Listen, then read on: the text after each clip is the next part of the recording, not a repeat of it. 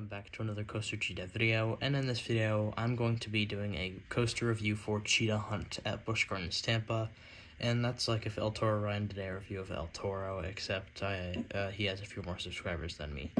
But anyway, let's get right into it by going over the coaster's layout, and you start off with a nice launch right out of the station, and this launch actually gets me every time. It's not very strong or anything, but it does surprise me somehow, even though it's my second most ridden coaster.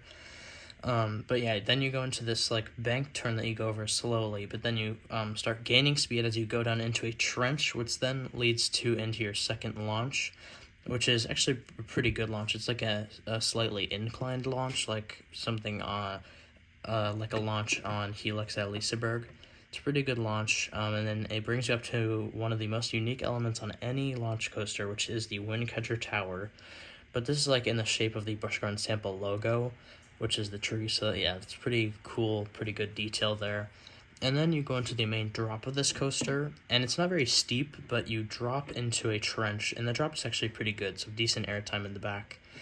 And then you go into the trench, some straight track, and then you go up to the right and then snap down as if you're going to snap into an Airtime Hill, but instead you snap down to the left, and then you go up to the right and snap left to a Heartline roll. And this is a great element, a lot of hang time, and it's the only inversion on the ride. However, it is just a great element. And then a great element leads into a bad element, which is the mid-course brake run. However, on this ride, I kind of understand it because there's a lot of this is a more tame ride, and there's a lot of high-speed banking and stuff coming up. So yeah, then you go into a kind of twist drop, or yeah, I'm trying to think a swooping drop down into this little snappy twister section.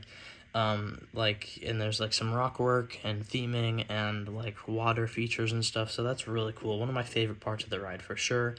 Then you have this little bit of straight track, and then you go up into the third launch, which is maybe my favorite launch. It's tied for the second and third, but this sends you into one of the best moments on the ride, which is that awesome Airtime Hill, which gives you some flow ejector airtime there.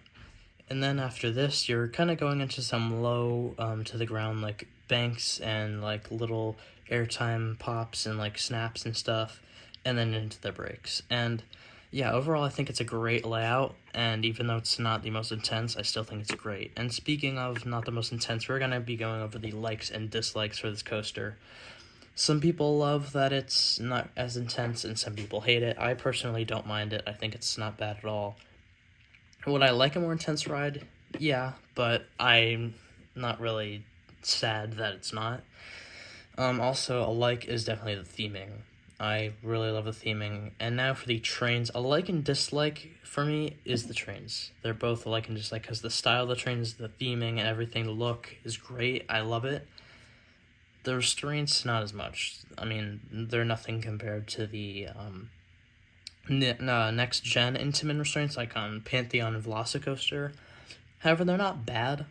Another dislike is in the back row. I've noticed that it's pretty rattly or shaky. Not unbearable or anything, but I've just noticed that's starting to age a little bit. And overall, I think the coaster just looks really nice, and I love how it's very well themed. I think it's the second most themed ride in the park, behind Cobra's Curse. So yeah, I mean, I really do like this ride, and I think that it's themed pretty well. Don't have many complaints about it, and I am a little biased towards this ride, but I mean, I think, it's not anything I'm not biased enough to say that's better than Maverick or anything, but I do think it's definitely, in the coaster community, a little underrated, not in the GP's perspective, because they actually really eat this coaster up. But, I feel like some people just write it off as some family coaster, and, I mean, this is the ride that really got me into coasters. After all, it's, the whole brand of my channel, and it's the first ride that I went on with an inversion, so, yeah, it is a pretty close ride to me, and for my personal score, I'm going to give this a 9 out of 10, because I just really enjoyed it. It leaves a smile on your face the whole time. I ride it every time I go to the park, at least twice, and it is my second most ridden coaster in the world. So yeah, If you did enjoy, please like and subscribe.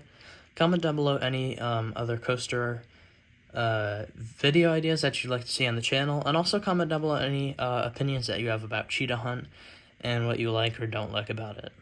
I hope to see you in the next video. Goodbye.